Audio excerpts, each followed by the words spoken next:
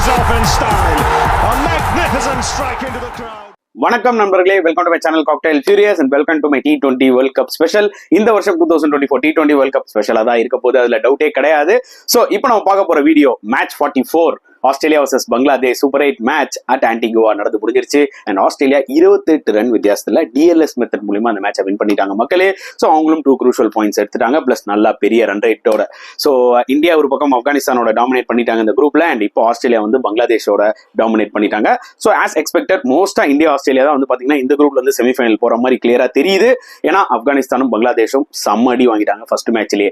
So இந்த மேட்சை பொறுத்தவரைக்கும் கண்டிப்பா ஆன்டிகுவால ஒரு மாதிரி மழை வரும்ன்றதை ப்ரெடிக்ட் பண்ணி தான் இருந்தாங்க. அதனால தான் டாஸ் பண்ணி போலிங் எடுத்தாரு மிச்சல் மார்ஷ் அண்ட் 140 for 8 தான் அடிச்சாங்க 20 ஓவர்ஸ்ல Bangladesh. And we have to say it was a very ordinary performance from Bangladesh. ஏன்னா அவங்க கிட்ட இருந்து எக்ஸ்பெக்டேஷன்ஸ் அதிகமா இருந்துச்சு. அட் த சேம் டைம் ஒரு விஷயம் நல்லா புரிஞ்சுக்கோங்க, அவங்களோட போலிங் தான் அவங்களுக்கு கை கொடுத்துட்டு இருந்தது இந்த குரூப் ஸ்டேஜஸ்ல. அவங்க பேட்டிங் சொதப்பலா தான் இருந்தது. அதே மாதிரி அவங்க டாப் ஆர்டர் வந்து பாத்தீங்கன்னா இந்த மேட்ச்லயும் ஃபெயிலியர் ஆயிட்டாங்க.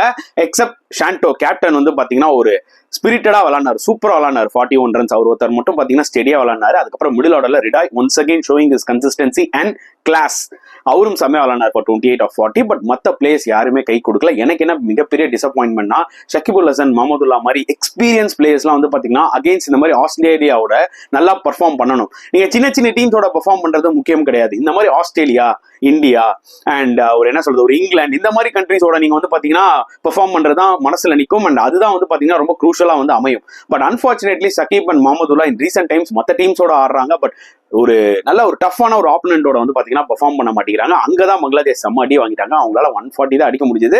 அண்ட் இந்த விக்கெட் வந்து பாத்தீங்கன்னா இட்ஸ் டீசன்ட் பேட்டிங் விக்கெட். கண்டிப்பா ஒரு 160 மினிமம் அடிக்கலாம், அந்த லெவல் தான் ஒரு batting wicket. But as usual நம்ம எக்ஸ்பெக்ட் பண்ண மாதிரி தான் ஆஸ்திரேலியன் போலர்ஸ் தாறுமாறா போட்டாங்க. ஃபர்ஸ்ட் ஓவர்லேயே மிச்சல் ஸ்டார்க்கு டன்செட் போல்ட் ஆகிட்டாரு. அப்பவே வந்து பாத்தீங்கன்னா ஒரு கைண்ட் ஆஃப் ஒரு shaky start for Bangladesh. But அதுக்கப்புறம் ஒரு ஃப்ளோல தான் விளையாடிட்டு இருந்தாங்க. தாஸும் அண்ட் இவரும் கேப்டன் ஷாண்டோவும் நல்ல ஒரு பார்ட்னர்ஷிப் தான் போயிட்டு இருந்தது. அண்ட் ஷாண்டோ அவுட் ஆகும் போதே வந்து பாத்தீங்கன்னா எனக்கு என்ன தோணுச்சுன்னா, ஓகே இதுக்கப்புறம் கொஞ்சம் கஷ்டம் தான், கொஞ்சம் ஸ்ட்ரகிள் ஆவாங்கன்னு ரிடாய் மேல நம்பிக்கை இருந்தது. அவர் நல்லா விளாடினாரு. But Zampa once again showing his கன்சிஸ்டன்சிங்க, திருப்பி சூப்பரா போட்டு 2 விக்கெட் 2 க்ரூஷியல் விக்கெட்ஸ் எடுத்தாரு.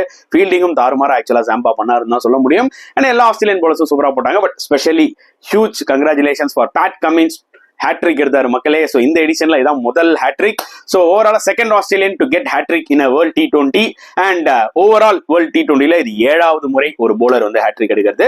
ஸோ நிறைய ஹிஸ்ட்ரிலாம் கிரியேட்டும் ஆயிருக்கு இந்த மேட்ச்ல. ஸோ பேட் கமின்ஸ் பத்தி பேசணும்னா பேசிக்கிட்டே இருக்கலாம் மக்களே. அதாவது அவருக்கே இல்ல அந்த ஹேட்ரிக் எடுத்துட்டு பெருசாலாம் செலிப்ரேட் பண்ணல. ஏன்னா அது எனக்கு ஒன்றும் இல்லடா, ஹேட்ரிக்லாம் ஓகேடா, நான் பெர்ஃபார்ம் பண்றதை பெர்ஃபார்ம் பண்ணிட்டு தான் இருக்க போறேன், பெரிய செலிப்ரேஷன்லாம் ஒன்றும் கிடையாது அப்படின்ற மாதிரி தான் இருந்துச்சு அவரை பார்க்கும்போது.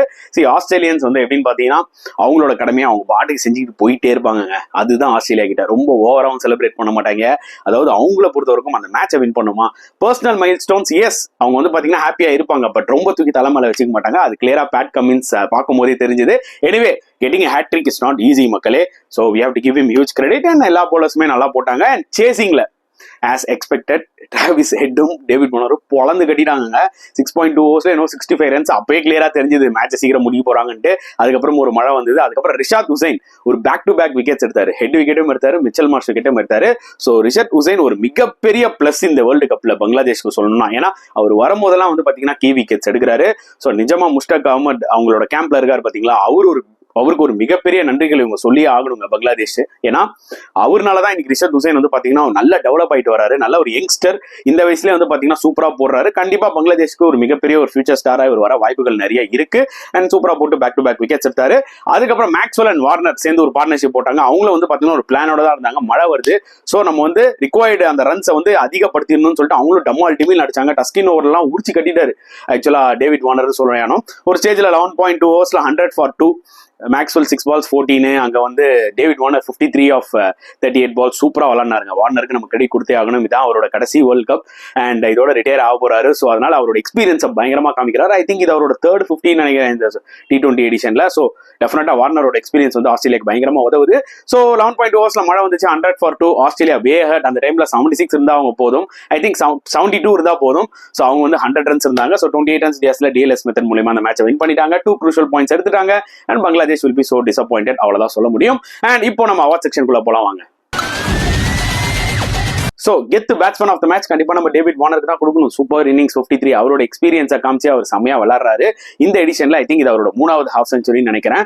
அந்த அளவுக்கு கன்சிஸ்டன்டா விளாடுறாரு டேவிட் வார்னர். கண்டிப்பா வந்து பாத்தீங்கன்னா அவரோட ஃபார்ம் ரொம்ப ரொம்ப crucial for Australia moving into this super 8. இன்னும் 2 மேட்ச் இருக்கு. செமிஃபைனல்ஸ் குவாலிஃபை ஆவாங்க, ஃபைனல்ஸும் குவாலிஃபை ஆகலாம். ஸோ அதனால வார்னர் ஃபார்ம்ல இருக்கிறது ரொம்ப ரொம்ப ஒரு நல்ல விஷயம். ஸோ அதனாலதான் இந்த மேட்ச்ல கெத்து பேட்ஸ்மேன் ஆஃப் தி அவார்டு வந்து பாத்தீங்கன்னா நம்ம வந்து டேவிட் வார்னருக்கு தரோம்.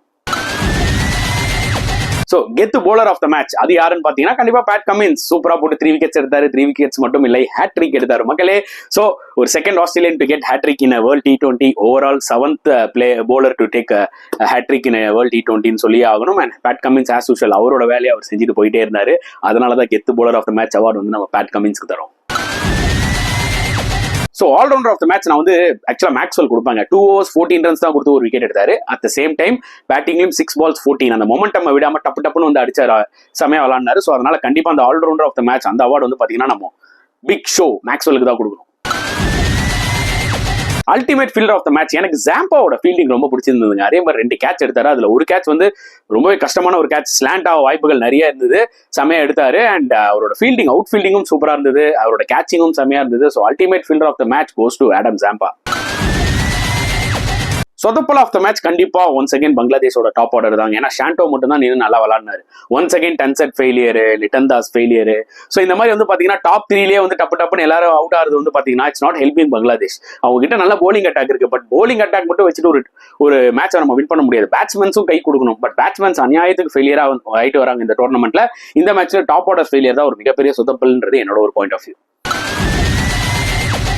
Turning point of the match obviously வந்து ஆஸ்திரேலியா அந்த மேட்சை டாமினேட் பண்ணுவாங்கன்னு நம்மளுக்கு நல்லா தெரியும். இப்போ நான் சொல்ல போறதுனால ஓகே இப்படி நடந்திருந்தா பங்களாதேஷ் வின் பண்ணிருப்பாங்களா அப்படி கிடையாது. பட் ஓவராலா அட்லீஸ்ட் ஒரு டர்னிங் பாயிண்ட் இன்னும் கொஞ்சம் பெட்டரா பங்களாதேஷ் விளையாடி இருக்கலாம் அப்படின்னு ஒரு பாயிண்ட் ஆஃப் வியூல எடுத்துக்கிட்டா கண்டிப்பா ஷாண்டோவோட விக்கெட் செம்மையா செட் ஆகி விளையாடிட்டு இருந்தாரு. அவர் வந்து பாத்தீங்கன்னா ஜாம்பா வந்து விக்கெட் எடுத்தாரு பாத்தீங்களா LBW, அங்கதான் கேம் கொஞ்சம் லைட்டா டர்ன் ஆச்சு. ஏன்னா ஷாண்டோ நின்று இருந்தா மேபி இன்னும் ஒரு 15 runs 20 runs ரிடாயும் வந்திருப்பாரு. அவரோட ஒரு நல்ல பார்ட்னர்ஷிப் ஒன்னும் போட்டிருக்கலாம். மேபி ஒரு 15-20 runs எக்ஸ்ட்ரா அடிச்சிருக்கலாம். கொஞ்சம் இன்ட்ரெஸ்டிங்கா இருந்திருக்கும் மேட்ச். ஸோ அட்லீஸ்ட் இந்த ஓவரால் மேட்ச் பாயிண்ட் ஆஃப் வியூல எனக்கு தெரிஞ்சு ஒரு டர்னிங் பாயிண்ட் அப்படின்னு எடுத்துக்கிட்டா ஷாண்டோவோட wicket by Zampa. So guys award செக்ஷன்லாம் பார்த்துருப்பீங்க, உங்களுக்கு பிடிச்சிருக்கும்னு நினைக்கிறேன். உங்களோட கருத்துக்களை மறக்காம கமெண்ட் செக்ஷன்ல போட்டுருங்க. அண்ட் இந்த வீடியோ பிடிச்சிருந்தா லைக் பண்ணுங்க, ஷேர் பண்ணுங்க, முடிஞ்சா சப்ஸ்கிரைப் பண்ணுங்க. ஸோ நெக்ஸ்ட் வீடியோல பார்க்கலாம் ஃப்ரெண்ட்ஸ். அண்டில் தென் பாய்.